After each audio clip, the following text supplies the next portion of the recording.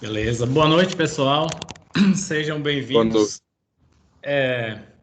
Antes de começarmos a aula, hoje eu vou dar um aviso que é referente à nossa avaliação que vai ocorrer no dia 22, né, na próxima quarta-feira. Certamente Danilo já enviou para vocês ali um pequeno um pequeno informativo com relação a essa prova. Na verdade, nós vamos fazer o que se chama aí uma avaliação formativa, né? Porque a situação é o que permite. Então, nós vamos fazer uma prova com 3 questões, como eu coloquei lá. As 2 primeiras valem 300 pontos cada uma e a terceira vale 400. Então, como vocês já devem saber, quem não sabe, eu vou informar agora. O nosso sistema de avaliação, ele é uma prova de 1.000 pontos, a primeira, né? E a segunda de 4.000, fazendo um total de 5.000. É como se os 5.000 correspondesse ao 10 de uma avaliação convencional. Geralmente o aluno pergunta por que essa primeira é de 1.000 e a segunda é de 4.000, muito grande assim. Então eles têm essa metodologia por conta às vezes entra aluno depois e uma prova menor com um valor menor, ela não impacta tanto na nota final do aluno, né? Do aluno. Portanto, funciona assim, uma avaliação de 1.000 e outra de 4.000. Então, essa avaliação, ela é bem simples. Eu coloquei lá 3 questões, assim, discursivas, claro, com aquelas instruções ali, acho que estão bem claras. Ela será disponibilizada ali por volta das 19 horas até 22, o horário normal de aula. Eu creio que vocês farão em um tempo até menor. Então, o que eu abordei nessa prova? A primeira questão eu coloquei para vocês fazerem um comparativo de um artigo do Código de Hammurabi com artigos dos códigos brasileiros. Salvo engano, foi sobre o direito penal.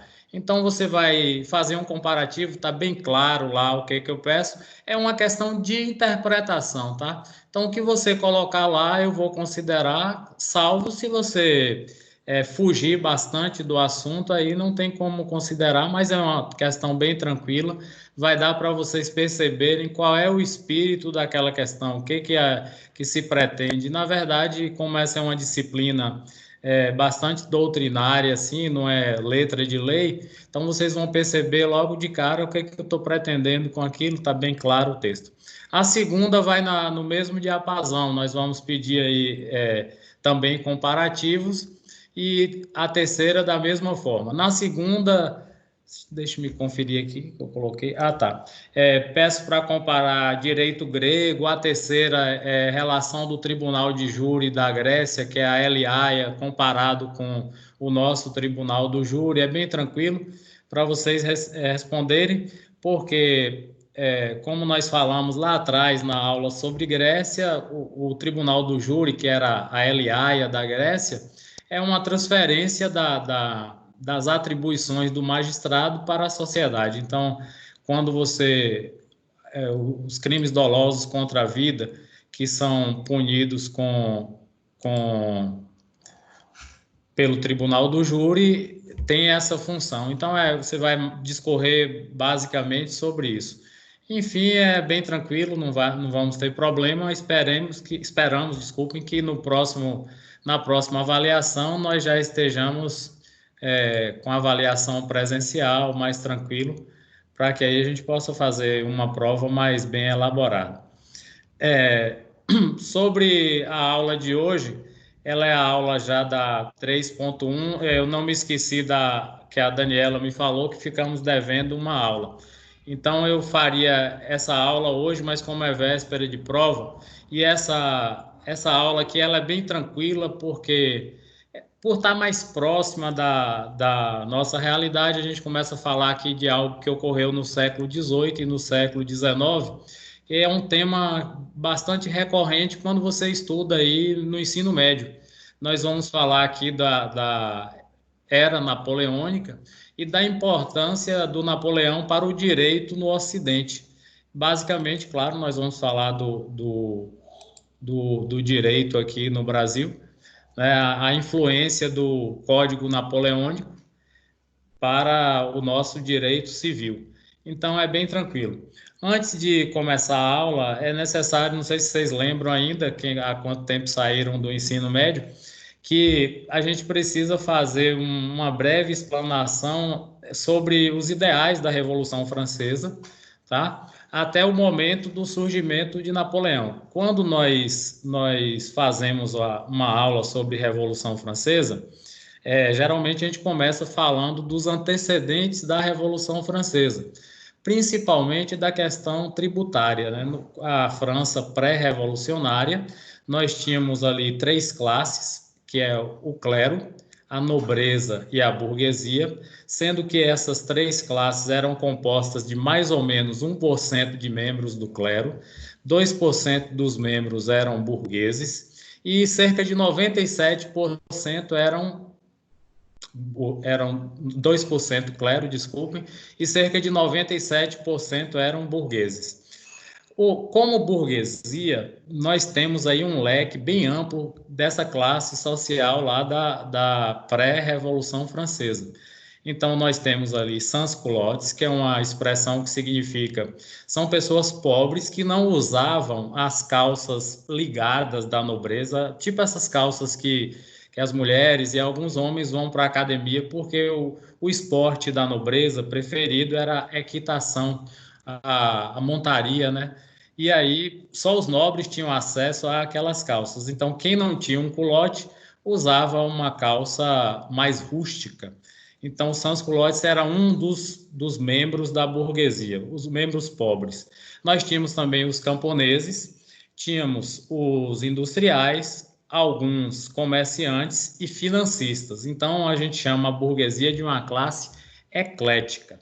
E é essa classe eclética, essa burguesia, que vai fazer a Revolução Francesa. Por que elas vão fazer a Revolução Francesa? A principal causa é a desigualdade social espelhada na ausência de contribuição do clero e da nobreza. Traduzindo, clero e nobreza não pagavam impostos, tá? Não pagavam impostos. Então, o estopim da Revolução Francesa é uma rebelião da burguesia contrária a esse status quo, ou seja, uma classe sustenta duas classes de privilegiados. Então, a gente não vai dar aqui uma aula de Revolução Francesa, mas isso é uma parte introdutória. E onde é que surge o Napoleão na história de França? Bem, Napoleão, ele era um jovem ambicioso, ele era jacobino, porque na Revolução Francesa nós tínhamos dois grupos que se dividiram, os jacobinos, que têm posições mais radicais, mais à esquerda, que sentavam-se à esquerda do parlamento francês, e os girondinos, que vinham de uma região da França chamada de Gironda. Esses são mais conservadores. São eles que vão introduzir Napoleão no poder em França. Como assim? A Revolução ela passa por algumas fases até chegar a um momento que as concessões para as classes populares estão incomodando a alta burguesia, bem parecido com o que ocorre em várias partes do mundo. E aí os girondinos eles vão promover um golpe dentro da própria Revolução, chamado de Reação Termidoriana ou Golpe do 9 Termidor, institui um diretório. Desse diretório, quando esse sofre ataques, né, de realistas, aquelas pessoas incomodadas com a extinção da monarquia, e sofrem também ataques à esquerda, porque os esquerdistas que perderam o poder durante a convenção querem voltar a exercê-lo. E aí os girondinos, ao criar o diretório, que fracassa por esses motivos que eu mencionei, eles convocam Napoleão, que é um jovem general que vinha reprimindo invasões de vizinhos da França, que temiam que os ideais dessa Revolução Francesa se espalhassem pelo continente europeu. Exemplo, Áustria, A própria mulher do Luís XVI ela era austríaca, a Inglaterra, a Rússia, a Prússia, que é a futura Alemanha. Então, todos esses países eles atacavam a França temendo que esses ideais de igualdade, liberdade, fraternidade da Revolução Francesa chegassem aos seus países. Formavam coligações, uma delas vai derrotar Napoleão lá na frente, que é a sexta coligação, mas não é objeto do nosso estudo hoje.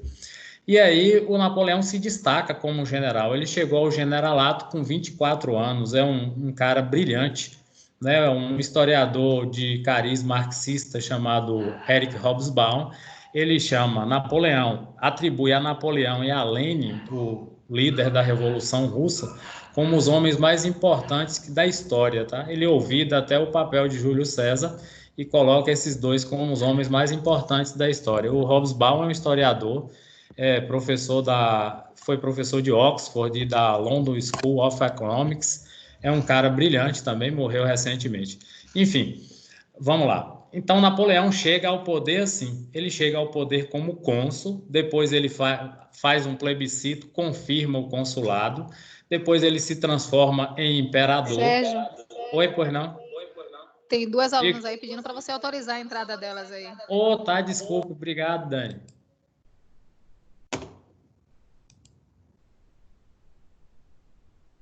Deixa eu ver aqui as duas. Ok, aí agora? Admitir todos.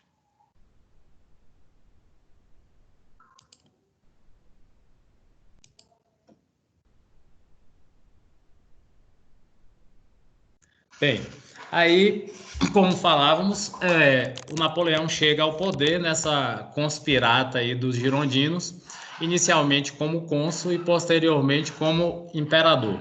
Então vamos ver aqui as mudanças promovidas no campo político para depois nós falarmos do campo do direito, do campo jurídico, o que nos é interessante. Então, quando Napoleão assume, a gente vai dividir o seu domínio em França em duas fases. O consulado, de 1799 a 1804, e de 1804 a 1815, com a queda, é o Império.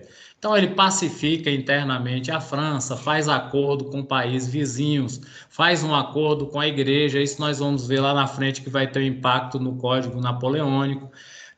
Anistia os nobres que haviam saído da França para voltar, tá? Então não devolve as terras desses que voltam, elas vão ser leiloadas e repartidas para várias pessoas, enfim.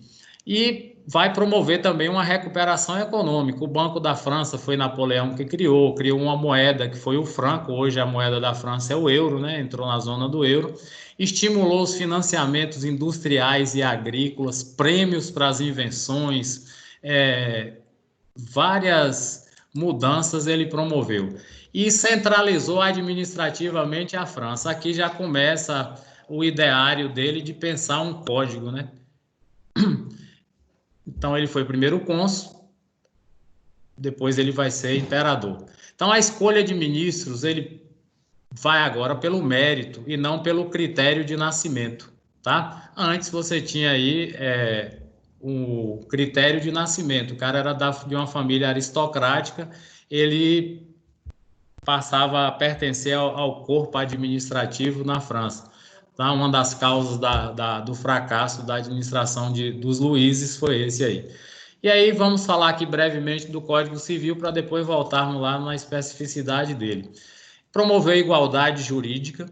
A igualdade jurídica é aquilo que nós temos hoje na nossa Constituição, nas diversas leis infraconstitucionais, que é aquilo, todos são iguais perante a lei.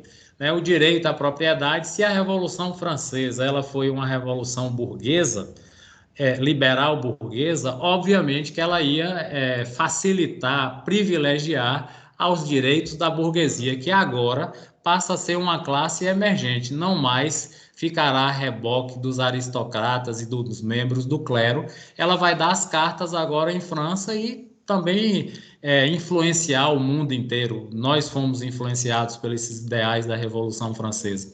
Olha aqui a primeira restrição que ele põe para valorizar os burgueses. Proíbe greve e sindicato. a escravidão nas colônias ela vai ser mantida, porque durante o período da convenção, a escravidão nas colônias ela foi suspensa. Então, aí, o poder de Napoleão na França é, na verdade, uma consagração das conquistas burguesas. Observe que hoje, burguesia tem um símbolo, uma palavra assim, até polissêmica, porque quando se diz fulano é burguês, dá uma ideia de que alguém é rico, é milionário, faz parte da classe A. Mas nesse período aqui em França não era assim, porque a burguesia ela era a classe desprivilegiada.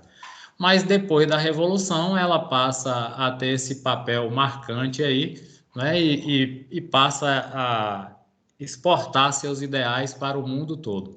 O controle do ensino, o Napoleão foi responsável pela instituição do ensino público, laico e gratuito em França, muita gente copiou aí. Ele vai virar cônsul vitalício, depois imperador, através de plebiscito. Essa transformação dele em imperador é bem interessante, que ele convidou o Papa Pio IX para coroá-lo e lá ele fez a autocoroação. Queria dizer mais ou menos assim: agora a igreja está subordinada ao Estado, né? Que na verdade foi o que aconteceu.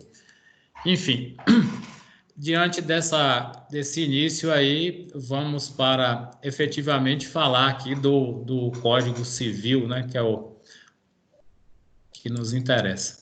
Bem, 1804 entrou em vigor o Código Civil, que seria consagrado como o Código Civil Napoleônico. Napoleão era um grande frasista, né? Vocês se lembram aí dos estudos do ensino médio, a campanha dele da Rússia, ele disse, olha, essa foi a minha desgraça, né? Foi tentar invadir a Rússia. Ele também cunhou uma frase, assim que ele chegou ao poder, ele disse, aterrei o abismo anárquico e sufoquei o caos. Quer dizer, dizia que estava em um caos na França. E sobre o Código Civil, ele disse: eu não serei lembrado pelas minhas batalhas, isso o povo vai olvidar, e sim pelo meu Código Civil. Então, o Napoleão ele era um iluminista, embora tenha chegado assim a poderes imperiais, mas ele era um iluminista. Então, um detalhe aqui: o Código Civil não trata, obviamente, de direito penal. Ele trata só de questões de direito civil, pessoas, bens e aquisição de propriedade. Aqui começa o link com o nosso direito civil. O nosso Código Civil de 2002, ele tem, já falei para vocês, 2.046 artigos. Então, ele é dividido em 8 capítulos, como quase todos os nossos códigos, né? Eles são divididos em capítulos. Os 3 primeiros são esses aí, ó. Ele trata dos bens, das pessoas e dos negócios jurídicos, o Código Civil Brasileiro de 2002. Olha aqui, ele trata das pessoas, dos bens e da aquisição da propriedade, que é um negócio que não deixa de ser um negócio jurídico muito importante, tá? Então a gente já bebeu nessa fonte aqui, não só nessa, como também no direito romano, como nós falamos na aula passada. E é um compilado, né? Nossas leis, elas recebem influência de várias legislações que nos antecederam, o Corpus Juris Civilis.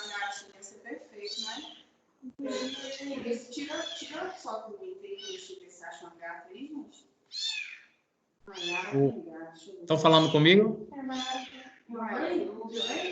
O Corpus Juris Civilis. Não, professor, é Carol que está com... Ah, tá. Carol, desliga seu fone. O Corpus Juris Civilis, o direito romano em si e o próprio Código Napoleônico, tá? Ele se encontra em vigor atualmente, o Código Civil de Napoleão, claro que tem seus acréscimos, e ele tem 2.281 artigos, um título preliminar e 3 livros. Então, observem aqui, ó, que isso reforça a nossa tese da nossa disciplina, que a gente bebe em fontes passadas para formar um corpo jurídico no presente. As leis não caem do céu, né? É aquilo que a gente já falou em outras aulas aí. As leis, os costumes, o direito comparado, a analogia, várias dessas influências vão formar nossos códigos jurídicos, tá? Então, o Código Civil Napoleônico é um dos principais nossos aqui. Tranquilo?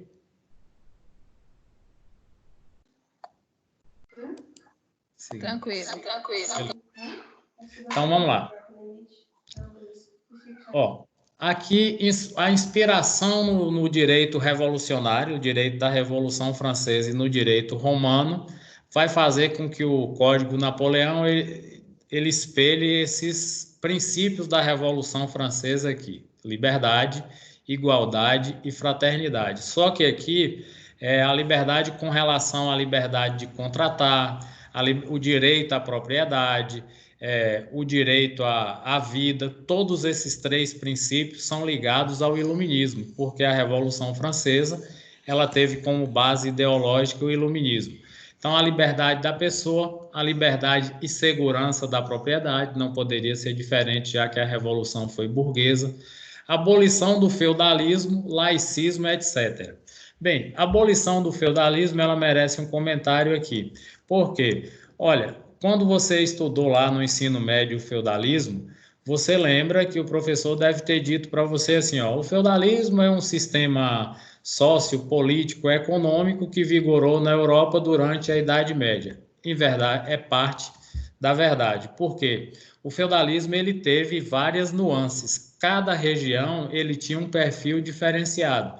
E na França ele só vai cair com a Revolução, porque as obrigações feudais elas permaneciam até o século XVIII, que é a Revolução Francesa foi no século XVIII, precisamente em 1789. Então, no feudalismo, nós tínhamos vários impostos feudais, mão morta, tostão de Pedro, corvéia, talha, banalidades, formarriagem, vários impostos feudais que tolhiam, né, impediam que a burguesia ganhasse dinheiro. E isso atrapalhava também o desenvolvimento do próprio país. Então, na primeira fase da Revolução Francesa, os impostos feudais, as obrigações feudais, elas vão cair, tá? A laicidade do Estado é aquilo, a igreja, como nós vimos mais cedo, 2% do clero controlavam praticamente toda a França, né? O clero e a nobreza. Então, o Estado passou a ser laico, a igreja, com a primeira Constituição Civil do clero em 1790, passaram a ser funcionários do Estado. Aqui tem uma curiosidade, quando vocês já devem ter ouvido essa expressão. No Brasil, nós temos o Congresso ali, são 513 deputados e 81 senadores. Então, aqueles deputados que ficam no fundo, nunca apresentam propostas, estão sempre votando de acordo à liderança da bancada, nós chamamos de baixo clero. Porque aqui durante a Revolução Francesa, quando foi publicada a Constituição Civil do Clero, o clero rachou em dois. Então, nós tínhamos o alto clero, que ele era refratário a essa mudança na Constituição, refratário e resignado, não aceitou porque eles retiravam privilégios, tá? Então, eles eram refratários. E o baixo clero, que era considerado juramentado, ou seja, eles juraram a Constituição, eles aceitavam. Por que eles aceitavam? Porque eles já faziam o serviço pesado, né? O baixo clero era feito pelos vigários, pelos padres, eram eles que arrebanhavam os fiéis. O trabalho pesado era feito por eles e o alto clero vivia na corte, frequentando a corte, comendo bem, bebendo vinho. Então, o alto clero e o baixo clero se dividiram. E essa expressão, ela vale, né? Quando você ouvir falar o baixo clero, é o baixo clero que atravanca o Congresso, né? São políticos que você nem percebe que ele existe e ele fica ali só votando favorável aos interesses bastante classistas, que votam mais por eles do que propriamente pelo país. Enfim, e aí chegamos à divisão do livro do Código de Napoleão em 3 livros, né? Como a gente falou, pessoas, bens e aquisição da propriedade. Aí, como os girondinos tinham levado Napoleão ao poder, e ele vai fazer o quê? O que a alta burguesia quer. Vocês sabem que Napoleão empreendeu várias campanhas militares e para uma campanha militar você precisa gastar dinheiro para equipar seu exército, embora o exército de Napoleão não fosse tão bem equipado, porque ele se utilizava de uma tática de obter os víveres, as instalações logísticas do inimigo. Eram ataques rápidos, né? Se a gente fosse usar uma expressão aí que os nazistas usaram, era um blitzkrieg. Então, eles usavam isso. Tanto que isso foi uma das causas da sua derrota na campanha russa, que praticou lá a política da terra arrasada. Os russos foram queimando propriedades, destruindo tudo. Ele não tinha como abastecer as tropas e levou 600 mil para a campanha da Rússia e retornou com 30 mil, apenas 5%. Foi uma das desgraças dele, como ele diz. Então, ao chegar ao poder, ele vai tentar agradar os girondinos e faz aquilo que se espera de um governante que vai proteger um interesse classista. Proíbe greve, nega o direito de associação, ou seja, dos sindicatos, negou igualdade aos filhos ilegítimos. Aqui, algo que nós não copiamos, tá? Na nossa legislação, não existe mais filho ilegítimo, o filho bastardo, havido fora do casamento. Vocês sabem lá do direito civil que todo filho é igual agora, inclusive os adotivos. Então, não tem mais essa de negar a igualdade nos filhos adotivos, né? Então, todos os filhos são legítimos. Isso a gente não copiou. A manutenção da escravidão nas colônias é uma forma que ele encontrou para ampliar o poder da própria burguesia e, no entendimento dele, baratear a produção francesa para concorrer com a Inglaterra, que era o seu grande rival na Europa. Tanto que ele decretou lá o bloqueio continental, né, no Decreto de Berlim, que fracassou também. Ele fracassa numa campanha militar contra a Inglaterra, decreta o bloqueio de Berlim, que também falha. Isso tem algo a ver conosco, que a família real ela migra para o Brasil em decorrência da ocupação lá da Península Ibérica. E aqui é algo que ninguém vai gostar, né? O amor ficou esquecido aqui. O casamento civil passou a ser visto como um contrato. Perda da influência da igreja. Vamos primeiro para a perda da influência da igreja. Como eu falei para vocês, a Constituição Civil do Clero, lá de 1790, ela transforma os membros do clero em funcionários da igreja. Então, o clero perdeu toda a sua primazia, todo o seu privilégio. Com relação ao casamento civil, hoje no nosso Código Civil, vocês devem saber, você tem alguns regimes contratuais. O mais comum é o comunhão universal de bens, né? Nós não temos nada, temos apenas dívidas em comum, vamos casar em comunhão parcial de bens. Essa é a parte mais comum dos casamentos hoje. Mas tem participação nos aquestos, tem modalidades em que vocês vão estudar isso em direito civil lá nas sucessões, direito de família, tudo isso vocês vão ver. Você tem alguns contratos matrimoniais que se preserva o patrimônio dos cônjuges, né? dos nubentes, quando vão se casar. Então, aqui a gente fez uma cópia dessa parte aqui, que o casamento era visto como um contrato. E é realmente um negócio jurídico, porque tem aquelas limitações para as pessoas se casarem, né? Recentemente, o Supremo já determinou que menores de 16 anos não podem se casar mais de jeito nenhum, né? Antes tinha aquela questão da emancipação, tudo isso vocês vão aprender em direito civil, jurisprudência agora bem atualizada, né? Antes você podia se emancipar e casar, mas agora o Supremo ele tem algumas restrições a esse tipo de casamento. Bem, uma outra coisa que ele fez bastante importante aqui foi juntar o direito consuetudinário do norte da França e o direito do sul, que era um direito de inspiração romana, portanto, um direito legislado, baseado em leis, tá? Lembre-se que nós falamos aqui que o chamado direito consuetudinário é aquele direito dos costumes, baseado nos costumes. Então, o norte da França, que faz fronteira com a Alemanha, nessa época aqui nós não tínhamos a Alemanha ainda, a Alemanha unifica-se em 1871, então nós tínhamos vários ducados, principados, marcas, condados, e aí o direito era costumeiro. A França bebeu nessa fonte. Você tem ali uma cidade da França que é vizinha da da Alemanha, faz fronteira, que é Estrasburgo, né? O pessoal fala com um sotaque alemão e os alemães falam com sotaque francês. Então, aqui, o norte e o sul tinham legislações distintas e ele vai fazer essa unificação. Ele convocou alguns lentes, né, jurisprudentes e disse o seguinte: olha, vocês têm 6 meses para fazer essa unificação doutrinária, jurisprudencial, legal aí, porque não está funcionando. Então, se o norte adotava o peso por quilo, o sul adotava o peso por libra. Essas confusões que existem quando se trata do direito. Então, ele pediu a esses jurisprudentes que fizessem um código comum a toda a França. E isso foi feito, tá?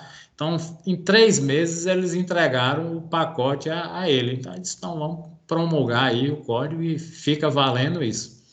E aí, esse código, ele vai adotar essas tendências que nós vamos falar delas aqui. O primeiro, também de inspiração iluminista, ele vai dizer o seguinte: olha, todo homem tem desde o nascimento direito à sua individualidade. Isso aqui a gente copiou também. Derivado da sua própria natureza. Que natureza é essa, pessoal? A natureza humana. Aqui nós dizemos que Napoleão se inspirou no que a gente chama de justnaturalismo ou iusnaturalismo, que entende que o homem traz alguns direitos inerentes à própria existência humana. Seria o direito à vida, o direito à propriedade, todo mundo precisa de uma propriedade, isso é uma visão bem burguesa, né? Todo mundo precisa de um lar. Então, essa inspiração foi trazida para o Código, esse espírito foi trazido para o Código Napoleônico. A democracia como vontade de todos. Como eu falei, ele era um iluminista e um dos principais expoentes do iluminismo foi Jean-Jacques Rousseau. E o Rousseau ele teorizou, escreveu o Tratado de Educação, escreveu sobre a democracia, e o Rousseau dizia que a democracia é a expressão da vontade de todos, que a vontade o exercício do poder político, o exercício da vontade política não deveria nunca ser alienado, ser vendido. Então o homem deveria participar, o indivíduo, o cidadão. Então ele trouxe também isso para o Código, claro que com uma inclinação burguesa. Ele não era bobo, ele tinha essa inclinação burguesa. Bem, o foco nas leis, sua aplicação no tempo, espaço e métodos de interpretação. Isso aqui nós aplicamos bastante nas nossas leis. Como eu já falei para vocês, vou repetir agora, nosso direito, nossos códigos, eles são legislados, né? Tudo que a gente precisa. Se você precisa da lei maior, você vai na Constituição. Se nós vamos tratar de direitos relativos à propriedade, à herança, filiação, nós vamos no Código Civil. Se nós vamos tratar de crime, nós vamos no Código Penal. E sempre nós vamos recorrer para a parte processual desses códigos. No caso do penal, o CPP, Código de Processo Penal. No civil, Código de Processo Civil. Enfim, as leis, a sua aplicação no tempo e no espaço. Aquilo que nós já comentamos. Geralmente, as leis elas entram em estado de caducidade, né? Porque as leis elas sofrem a ação do tempo.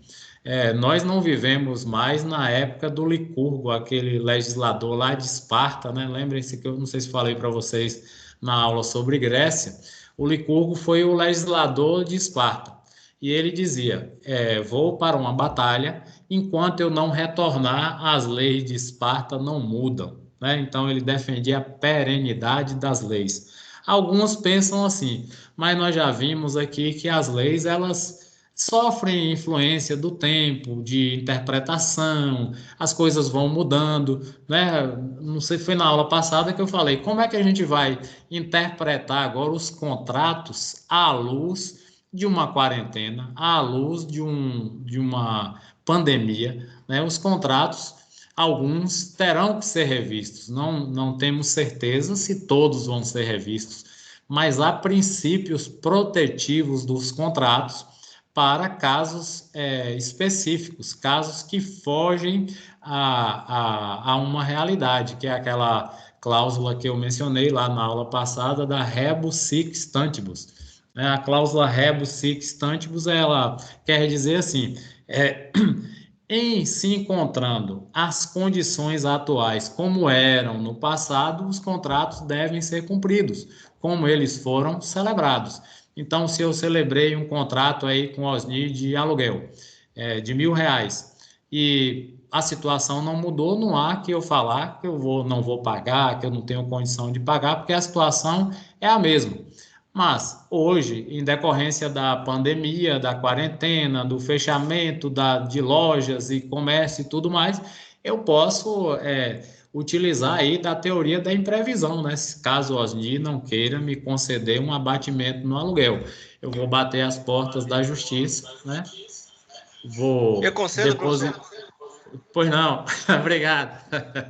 Eu vou depositar a quantia que eu entendo ser razoável na justiça, né? Faço aquela petição básica, esses dias agora está funcionando tudo virtual, e aí digo, ó, eu vou depositar em juízo, depois a gente decide. E aí eu não mencionei na aula passada, para que se aplique a teoria da imprevisão, nós temos que ter uma onerosidade excessiva nesse contrato. O que é onerosidade excessiva? O ônus ele deve ser tão grande que a parte não suporte. E a outra pré-condição é o juízo do magistrado. Então, se o magistrado entender que você está sendo venal, está querendo dar o golpe, que eu estou querendo dar o golpe no Osni, ele pode negar. Se ele entender que não, ele pode fazer essa concessão. Enfim, é isso que é a aplicação da lei no tempo e no espaço.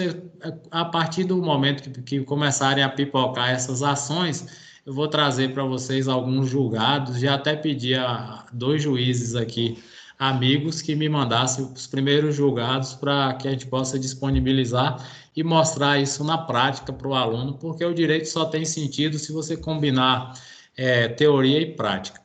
Por fim, os chamados métodos de interpretação. Isso nós usamos bastante na nossa Constituição.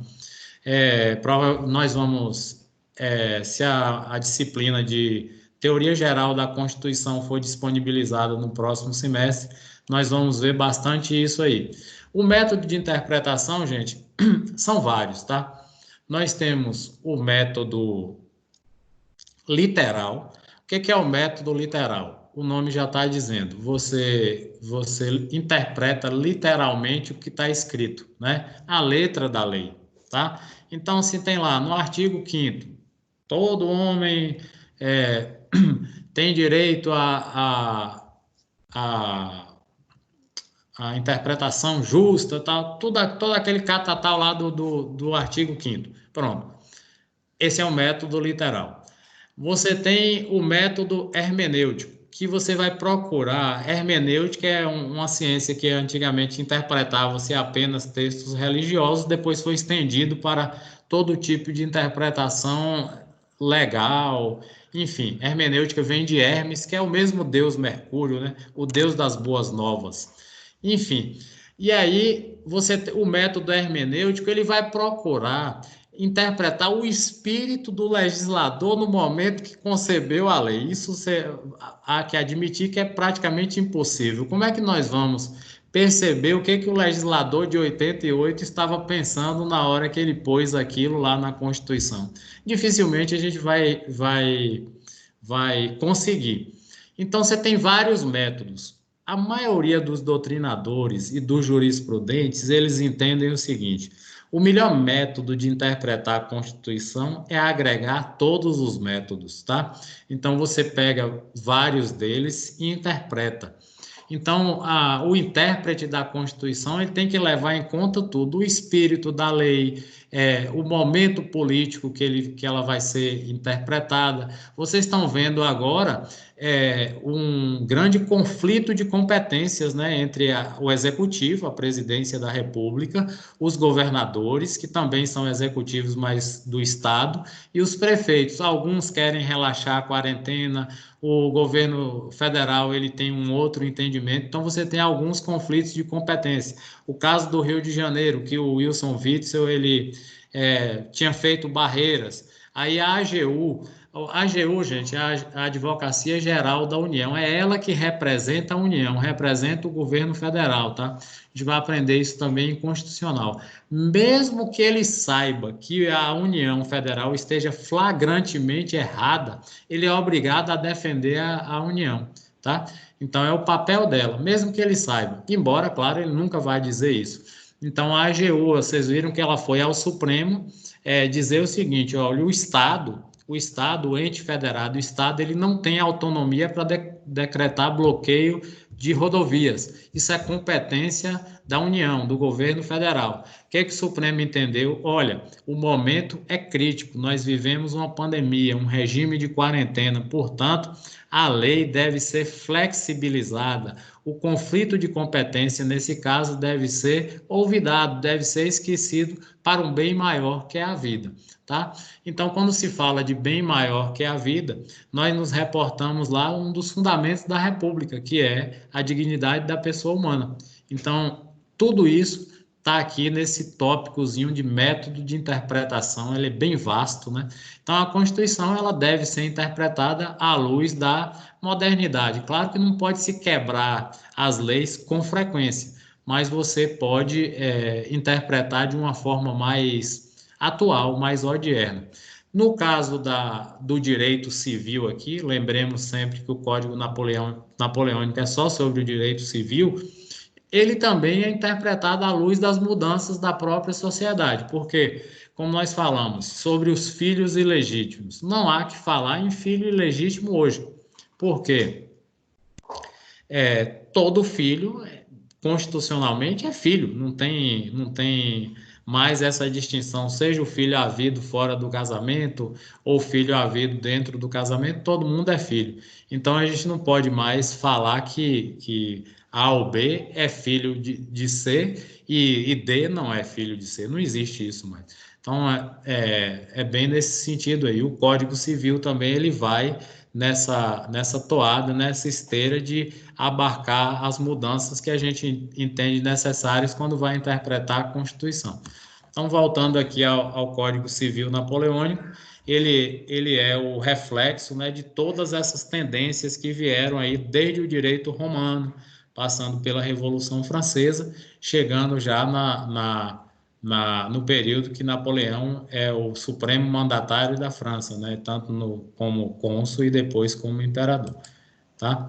E aí, aqui uma noção também de direito constitucional, que o Estado contemporâneo ele nasce com a Revolução Francesa. A consagração da burguesia na luta contra o antigo regime e dos privilégios do clero e da nobreza. O que é isso? O antigo regime, pessoal, é o absolutismo, né? É um regime no qual o rei ele tinha todos os poderes. O último rei da França foi o Luís XVI.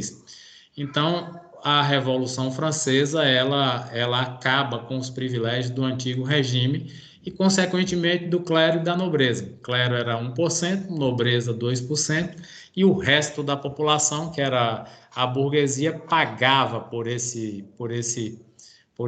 privilégio dessas duas quase castas aí, né?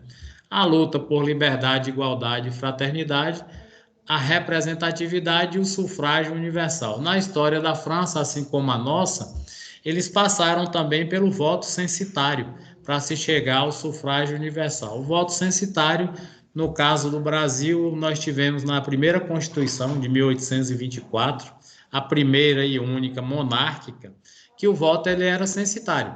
Significa dizer o quê? Só os ricos tinham acesso a votar. Então, nós chegamos ali, nós tivemos um anteprojeto de Constituição da Mandioca, que foi rejeitado por Pedro I.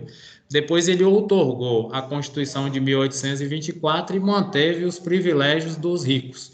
A moeda era o réis, então, para que o cara fosse eleito deputado, ele tinha que ter uma fortuna de 400 réis. Senador, que era vitalício na Constituição de 1824, ele tinha que ter uma renda de 800 réis. Aí lembra aí, Osni, um cara com uma renda de 800 réis e um mandato vitalício. Imagine, ninguém podia afetar esse homem. E aí o sufrágio universal ele começa a aparecer nas nossas constituições, na sua inteireza, na Constituição de 1934, já na era Vargas, né? Em 32 as mulheres conseguiram o direito ao voto, mas tinha uma certa limitação. A mulher que fosse solteira, ela deveria ter posses, ter dinheiro. Se fosse casada, precisaria da outorga marital, ou seja, o marido tinha que permitir que ela votasse. Mas na Constituição de 34 aí o sufrágio foi consagrado e vem até hoje, tá? Sobre sufrágio a gente fala lá em direito constitucional que tem muitas interpretações também na Constituição, né? Que o analfabeto pode votar, não pode ser votado. Isso abriu uma discussão aí com a eleição do Tiririca, com a eleição do nosso prefeito ali de Malhada, o Ceará, foi uma confusão na época, mas acabou que isso também foi relativizado, né? Uma interpretação do Código Eleitoral e das leis à luz das mudanças que nós já nos referimos aqui. Então, Napoleão foi um jacobino, era um cara de esquerda até, e depois se converte a moderado e depois direitista. Foi convocado para corrigir os excessos da Revolução pelo viés dos girondinos e o código foi elaborado com esse objetivo, com esse mistério. E aí nós temos aqui a parte final desse slide, falar de tudo aquilo que foi aproveitado do Código Napoleônico pelo nosso direito civil. O princípio da irretroatividade das leis. Esse princípio da irretroatividade das leis é aquilo que a gente sempre menciona. O que garante a segurança jurídica nos negócios jurídicos, em todos os atos praticados no âmbito do direito, numa Constituição, tudo é a certeza que a lei não vai mudar de uma hora para outra, né? Não vai mudar de uma hora para outra, mas esses princípios, ultimamente, eles têm sido relativizados. A gente já comentou na aula passada que há o que chamamos aí de ativismo judicial. Tem muitos juízes interpretando as leis ao seu bel prazer, tem muito juiz que segue os cânones, né? Segue as regras, tem. E tem o meio termo, como tudo. Mas, em tese, em regra, as leis são irretroativas. No caso da lei penal, ela retroage para beneficiar o réu. Nós já sabemos que tem isso. E com relação à irretroatividade das leis, nós falamos também na aula passada, vou repetir aqui, com relação ao artigo 6º lá da Lei de Introdução às Normas do Direito Brasileiro. Eu sempre cito que a LINDB, né?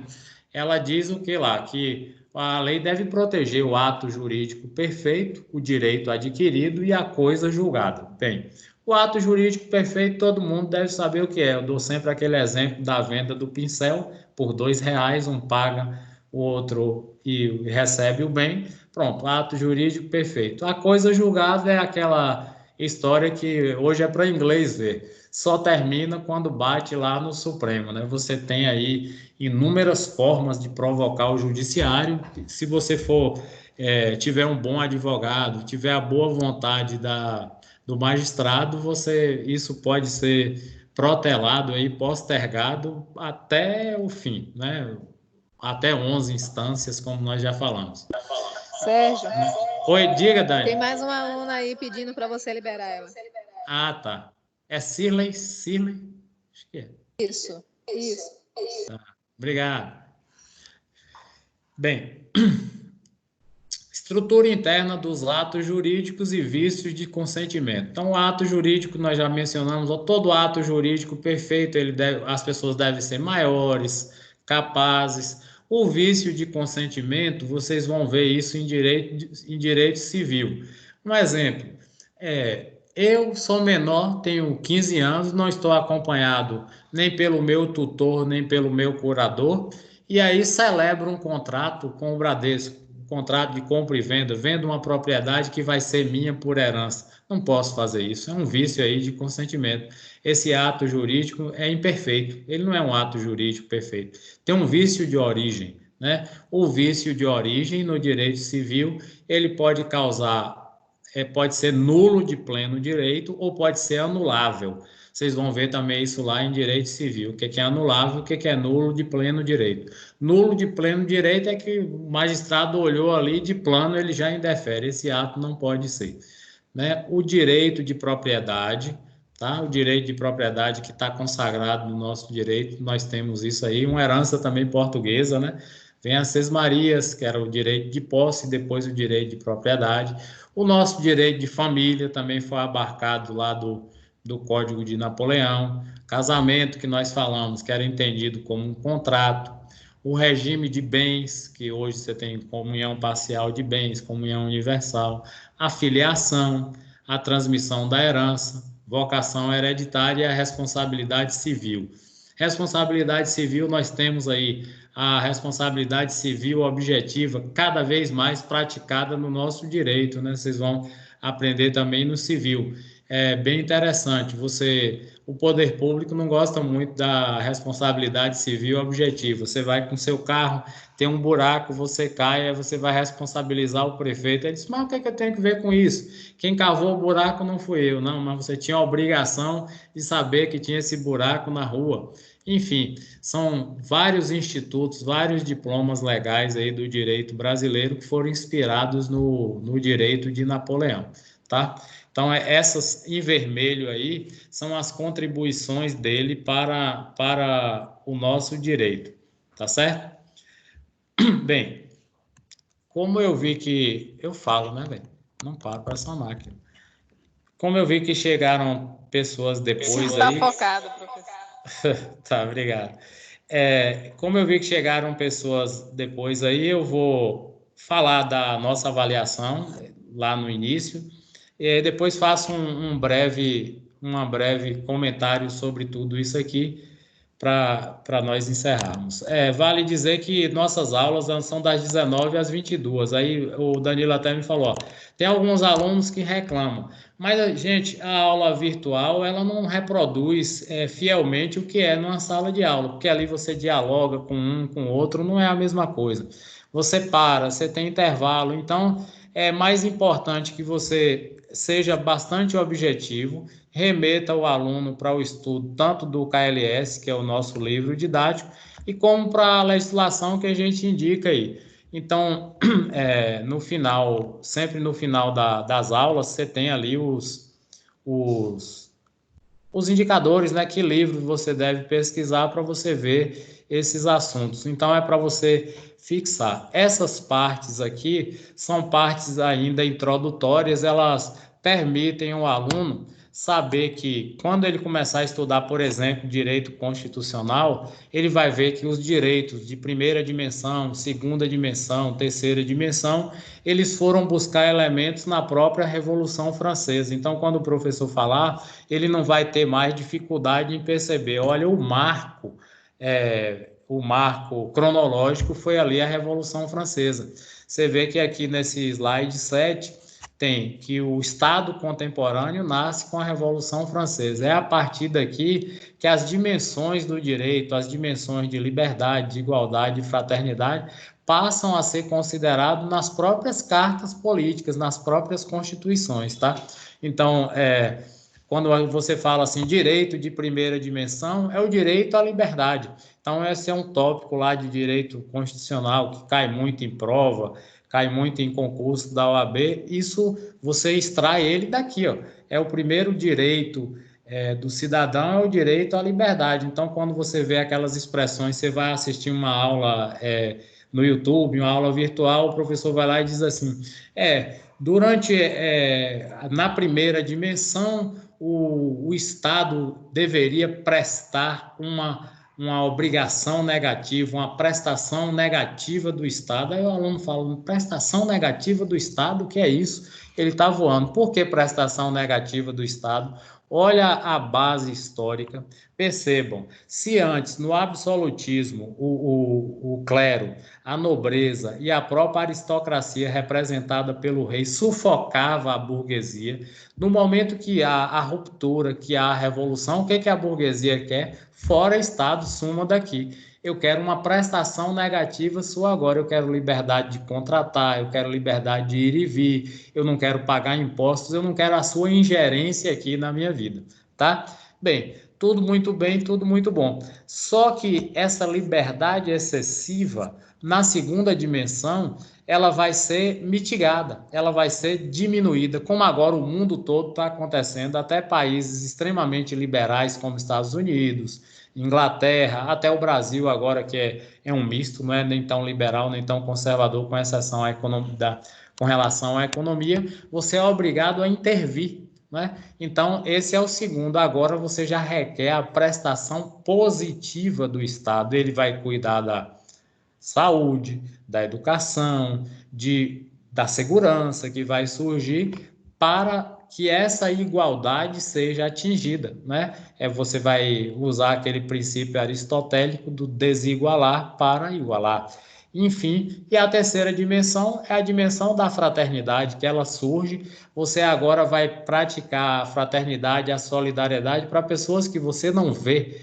O direito, as cartas políticas, elas saem do ambiente classista, da proteção classista, para proteger a todos. Aí é quando a gente fala que os direitos difusos e coletivos, eles vão ser abarcados em todas as cartas políticas. Enfim, é daqui que saem essas expressões de dimensões do direito, alguns chamam de geração, mas o termo mais afim seria a dimensão, a gente vai estudar isso lá em Constitucional.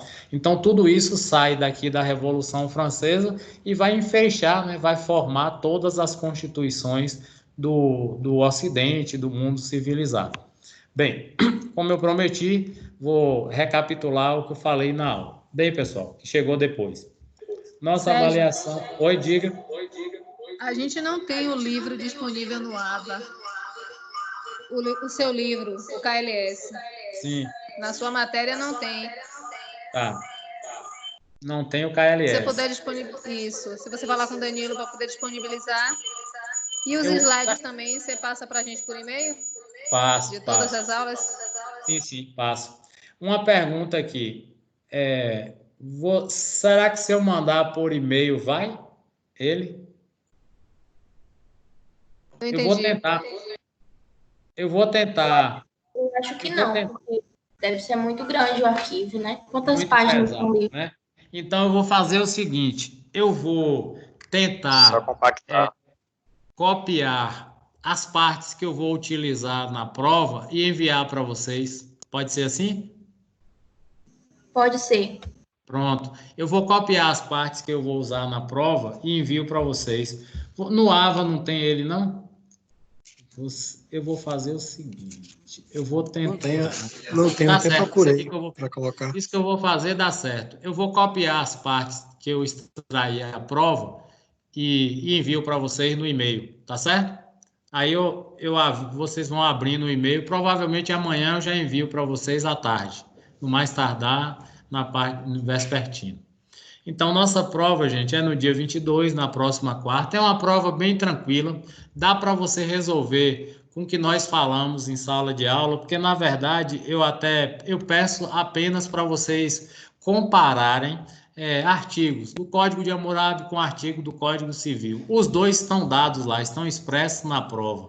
Não fiz nada de mandar você adivinhar, não. Está lá na prova. É o que você entendeu, tá certo? É o que você entendeu. Eu tenho certeza que você vai captar o espírito da prova. Tranquilo. Na questão de 400 pontos, que é a questão 3, eu vou te dar um trecho da Constituição, um pedacinho só, do artigo 5º. Eu vou te dar uma parte do direito romano e vou te dar uma parte do direito grego. Então, esses três aspectos aí eu vou enfocar sobre o tribunal do júri. Então, você vai estabelecer um comparativo histórico sobre esses dois institutos, o grego e o romano, e o que acontece no Brasil. Então, é bem simples. Eu estou quase respondendo a questão. Não precisa vocês ficarem afobados, não sei o que. É tranquilo que vocês vão perceber pelos textos as diferenças e semelhanças entre os três. Então, o que você vai fazer lá? Responder assim, ó, no direito romano era assim, no grego era assado e no Brasil é assim. Pronto. O que você colocar vai estar correto. Tá entendendo? Na verdade é isso. A questão 2, ela faz também um comparativo, salvo engano, do direito penal, que eu salvei num pendrive, tirei do computador aqui, do notebook, mas ela faz também comparativo. Você vai comparar momentos da legislação pregressa, que deu origem aqui ao Brasil, como era, como ficou. É bem tranquilo, a prova não vai estar difícil, não. E lá, aquelas orientações, é bem tranquilo para ninguém precisar copiar nada de internet, não precisa isso. Você vai me responder ali em PDF, com 2, 3 dias eu já te dou o resultado, é bem tranquilo. E você vai capturar o espírito da prova, é isso que nós falamos. Eu trabalhei com isso. História de Roma eu não cobrei, acho que falo ali da lei das 12 tábuas, mas tudo está expresso na prova, não tem pegadinha, não tem nada. As provas subjetivas, discursivas, elas têm essa vantagem que você não precisa ficar adivinhando. Então, ela já vem ali bastante clara. Então, essa prova, para quem chegou depois, ela vale 1.000 pontos. A Pitágoras adota esse critério, porque, como vocês viram, os alunos vão entrando ao longo, você matricula, depois tem aqueles vestibulares VG, que eles chamam, sempre entra aluno. Então, essa primeira parte é uma prova mais leve. Na segunda prova, já se faz de 4.000, e aí todo aluno já não tem mais matrícula, o aluno que está no segundo bimestre, ele já está ali bem antenado, já pegou a aula, já entende como é que funciona o sistema. Ela vai ser disponibilizada para vocês ali 5 para 7, vou colocar lá. E aí vocês vão fazer, copiam e me remetam a resposta, creio que não vai ter dificuldade nenhuma. Tudo que eu enviar para vocês vai ser o que eu cobrei na prova. Não estou entendendo como é que vocês não têm acesso pela OAVA. Entendi. Entendi que a matéria de vocês, a Pitágoras tem 2 tipos de disciplina. Aliás, tem 4 tipos. Que nós estamos ministrando agora são só 2 tipos. A AMI, que é aula modelo institucional. Essas outras disciplinas, como você entra, você tem uma pré-aula, uma aula e uma pós-aula. Na minha, especificamente, é que ele chama de HDMI, é uma disciplina híbrida. É o professor que publica o conteúdo e, como vocês lembram, quem matriculou primeiro, nós ficamos sabendo que ela era assim quando já tínhamos 15 dias de aula. Eu me lembro que Carol Maia ainda falou assim, Sérgio, eu entrei lá, tá tudo em branco. Aí eu falei, eu vou verificar. Entrei no outro dia e falei, Danilo, ó, como está? Danilo, vixe, pai. Aí ele entrou em contato, com a coordenação e a Margarete, que é a coordenadora lá, disse, olha, ela é uma disciplina híbrida. Aí a gente foi correr atrás. Enfim, mas aí o que acontece? Eu vou colocar esses conteúdos lá para vocês estudem, mas se fosse para você fazer essa prova hoje, eu tenho certeza que vocês fariam e se dariam muito bem. Enfim, só revendo aqui o que nós falamos. A chegada de Napoleão ao poder e as mudanças que ele promoveu ao chegar. Então, Napoleão ele empreendeu várias campanhas militares, conquistou parte da Europa, foi derrotado ali em 1815. A história dele se confunde com a história do Brasil, porque os franceses invadiram Portugal, a família real veio para cá em 1808. Enfim, mas o que nos interessa realmente é o código. Então, o código dele, ele traz para nós o que? Várias mudanças no direito civil. A primeira coisa que ele faz é unificar a legislação francesa. O norte, que era consuetudinário, e o sul, que era legislado, ele junta, faz uma carta só, um belo código, que consagra o quê? Os direitos de propriedade, afinal, a Revolução Francesa foi burguesa. Os direitos liberdade de contratar, porque realmente a burguesia precisa disso. Quem é um empresário que você conhece que gosta de pagar impostos? São raros. Então, se ele puder não ter imposto algum, para ele, viva. Então, ele consagra tudo isso.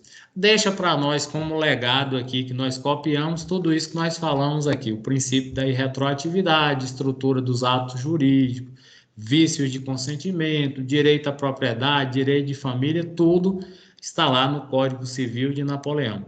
Então, vocês vão ver aí, vocês têm, acho que, 6 matérias de direito civil, salvo engano. Que eu me lembro, eu tive 8, porque a gente dividia, era cada capítulo daquele do direito civil que eu lhe falei era uma matéria, era uma disciplina. E você não dá conta, que é muita coisa.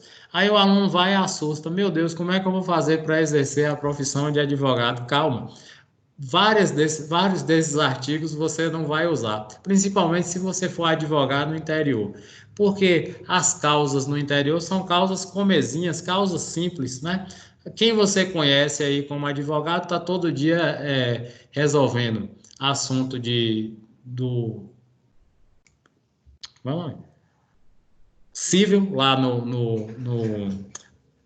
na vara, no juizado civil, juizado crime, Sejus, que essas novas denominações que surgiram, os juizados é Lei 9.099 para resolver as causas mais simples, né? Quando se refere a dinheiro, o máximo 40 salários mínimos. Então, você tem aí a maioria dos advogados atuando aí, porque em municípios pequenos, você não tem a complexidade do direito como você tem nas capitais, os caras que abrem direito de herança, você tem dificuldade para resolver. Não sei se foi nessa turma que eu dei um exemplo da Odebrecht com a família Gradim. Está uma briga violenta até hoje por conta de disputa de ações. Dei exemplo nessa sala de vocês aí que eu lembrei lá da Heineken com o cara que é o dono das terras onde a antiga Itaipava construiu a sua fábrica lá em Alagoinhas, né? Então foi vendida depois para a Heineken, e aí agora o cara tem o direito de exploração de uma propriedade lá. E agora? Então é causa muito grande aí, e o escritório que defende o cidadão que tem o direito de exploração lá é aquele escritório de Fred Didier, que eu mencionei para vocês. Sigam ele no Instagram, que é um grande advogado, um grande doutrinador, um grande processualista baiano aí, né? Ele tem um canalzinho ali no Instagram, que todo dia ele está colocando publicações. Qual o nome, professor? Qual é o nome dele? Fred Didier Júnior. Fred Didier Júnior. F-R-E-D-I-E espaço D-I-D-I-E-R Didier Júnior, tá? Ele é dono da Faculdade Baiana de Direito, o cara formou na UFPA, é doutor, pós-doutor, é o bicho papão aí do direito processual. Manja pra caramba, é bem engraçado ele, as aulas dele. Tem outro do direito civil que vocês vão estudar, que é o Pablo Stolze, né? Pablo Stolze também é baiano. São caras que se destacam assim em nível nacional, tem livros publicados. Pablo Stolze, ele escreve tudo aí de direito civil. Também é baiano, também professor da UFBA, né?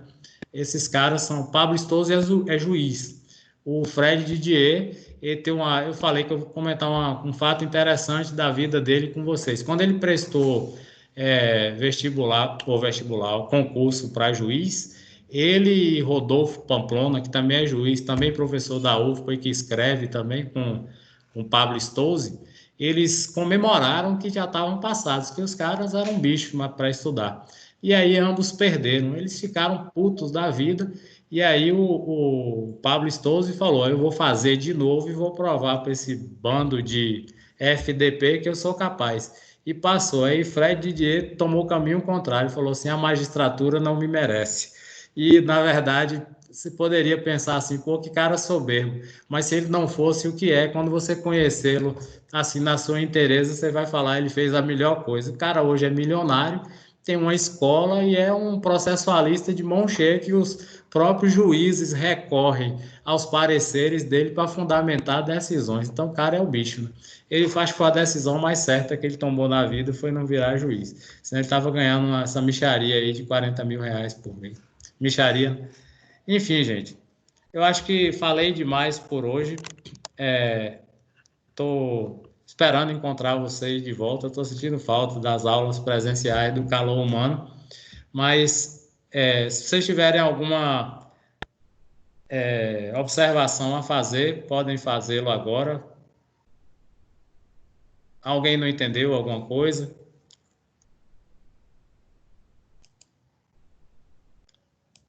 Alô? Hello? Eu acho que todo mundo entendeu, professor. Tranquilo? Tranquilo. Para mim, tranquilo. Tá ótimo, então. Ó, meu compromisso com vocês, então, tá mantido, tá? Eu vou enviar a parte do livro para vocês, da qual eu extraí as questões, tá certo? E aí eu explico no próprio e-mail, eu vou dizer, ó, cobrei sobre isso, isso e isso, tá? Para facilitar o entendimento. Como eu falei para vocês, nós vamos fazer o que a gente chama de avaliação formativa. O objetivo não é emparedar o aluno, até porque não é o caso, né? Então, as aulas na turma de vocês têm sido bastante proveitosas, porque a maioria da turma está presente. Então, é bem tranquilo isso. Eu creio que mês de maio, se tudo der certo, nós estaremos já de volta. Tranquilo? Tranquilo. Abraço e boa noite. Só. Tá, muito Boa noite. obrigado a Tranquilo, vocês pela professor. presença. Boa noite. Boa noite, professor. Boa noite. Boa noite.